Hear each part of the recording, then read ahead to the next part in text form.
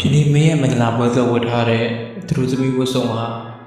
မင်းနဲ့အရင်လိုက်ဖွင့်တော့ပါတယ်။ဒါပေမဲ့ဒီနေ့မင်းဖေးမှာမင်းရဲ့လက်ကိုချိန်ထားမယ်သူတို့သားရဲ့နေရာမှာကိုမဖြစ်ခဲ့ဘူး။လူတွေအားလုံးကမင်းတို့နှစ်ယောက်အတွက်ပြုံးပြောပြီးလက်ခုပ်တီးပြီးနေချိန်မှာကိုရင်ဘက်ထဲကနှလုံးသားကတော့ပါးစားပြီးကြည်ကွဲနေခဲ့ရတယ်။ကိုပြောခဲ့တဲ့ပန်းလေးတစ်ပွင့်ကိုမဟုတ်တဲ့အခြားတစ်ယောက်ကနမ်းဆိုင်နေတာကိုမြင်ခဲ့ရတဲ့ခံစားချက်ကကဘာပြမတတ်ပါပဲ။အချိန်က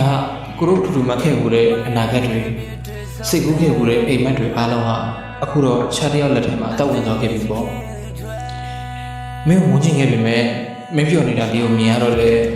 ကိုမမုံရပြန်ဘူး။ဒီနေ့ဟာမင်းရဲ့အဖြစ်ရှင်ရသောရက်တစ်ရက်ဖြစ်ပြီးကိုမင်းကိုနောက်ဆုံးမြင်ရမယ့်ရက်တစ်ရက်လည်းဖြစ်လို့ကိုတက်နိုင်ဆုံးမင်းရဲ့မင်္ဂလာပွဲမှာပြေးမကြမီအောင်ထိန်းထားပါမယ်။ကိုပါတော့တဲ့မင်းရဲ့အနာဂတ်မှာပျော်ရွှင်ပါစေနော်။ မင်းကလည်းကိုဒီကအားပေး